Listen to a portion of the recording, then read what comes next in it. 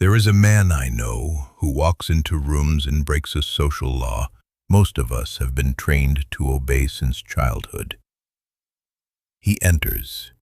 He says nothing.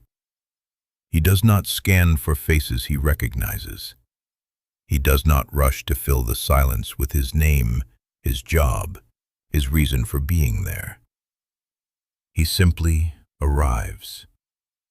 And within 30 seconds, without a word, the room reorganizes itself around him. Not because he is tall or loud or dressed in something expensive, because he has stopped performing. And in a world of desperate performers, the man who stops is the only one anyone sees. Most men think presence is something you add, a deeper voice, a stronger handshake, better posture, more confidence. They treat themselves like a product that needs better packaging. They are wrong. Presence is not additive. It is subtractive. It is the art of removing the signals that broadcast your insecurity before your mouth ever opens. Today I am going to give you 5 subtractions, 5 things to stop doing. Each one will make you more commanding. Do all 5 and you will walk into rooms differently than you ever have. But I need to be direct with you. What I am giving you in this video is the surface, the habits, the behaviors, the real architecture beneath them, why the human brain registers some men as authority figures and others as background noise. That is a different depth entirely. The book in my bio covers it. I will tell you more at the end. Do not skip that part. The first subtraction is this: stop explaining yourself. Watch a nervous man enter a room. Before anyone asks, he is already talking. He is telling you who he knows, what he does, why he is there, how he got invited. He is a walking disclaimer. He does not realize that every word he volunteers before it is requested is a vote against himself. It says, "I do not believe my presence is enough. I must purchase my seat at this table with information." The man who commands a room enters and pauses. He gives his name if asked. He gives nothing else. His job, his connections, his story, these are not free. They are earned by people who prove they deserve to know them. The less you explain, the more they assume there is something worth hiding. Silence is the only sales pitch that never sounds desperate. The second subtraction: stop scanning. A nervous man's eyes move like a prey animal's. He enters and his head swivels.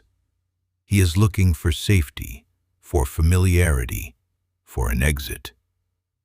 That scan is a scream.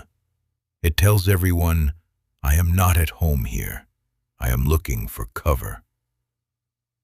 The commanding man picks his destination before he crosses the threshold: a wall, a chair, the bar. He walks toward it with his eyes forward and his head still. He does not look around because he does not need to assess the room. The room will assess him. When he arrives, only then does he let his eyes move. Slowly, deliberately. A man moving through space with destination does not move through space with desperation. The direction of your gaze is the direction of your power. Point it where you choose, not where your fear chooses for you. The third subtraction: stop reacting. Most men are mirrors. The room laughs, they laugh, sometimes before they have even processed the joke. Someone disagrees, their face crumples or hardens instantly. Someone important enters, they jump, they adjust, they perform. They reflect whatever the room throws at them. And mirrors have no weight, no gravity. People forget them the moment they look away. The commanding man delays every reaction by 2 seconds, not because he is cold, because he is processing. He hears the joke, he lets it land. He decides if it deserves his laughter. He hears the challenge, he breathes. He chooses his response or his silence. His emotions are not public property. Access is earned by individuals over time, not granted to the collective mood of the room. The man who cannot be moved by a room is the man who moves the room. The fourth subtraction. Stop fidgeting. Hands in pockets, out of pockets. Phone checked, phone put away. Drink up, drink down. Shift weight, cross arms, uncross arms. This man is leaking energy in every direction. He is a sprinkler. Everyone gets wet. No one gets warm. Fidgeting is the body screaming what the mouth will not. I am uncomfortable and I have no plan for it. Before you enter a room, decide what your body will do for the next 10 minutes. Hands behind your back. One hand in a pocket, one holding a drink. Arms at your sides. Then do not change that position, not once. If it feels wrong, that is the point. Comfort is not the goal. Predictability is. People trust what they can predict. A body under its own control signals a mind under its own control. You will feel robotic at first. Good. Robots do not apologize for taking up space. Neither should you. The fifth subtraction. Stop leaving early. Not just physically, though that matters too. The quiet goodbye, the slip out the door, the avoidance of bothering anyone. That says, my presence was a burden I am relieving you of. But worse is the man who stays and checks out. Phone in hand, half listening, waiting for permission to go. His body is in the room, but his energy has already left. Both say the same thing. I was never fully here. If you leave, leave visibly. Thank the host, shake hands, walk through the room on your way out. Let them see you go.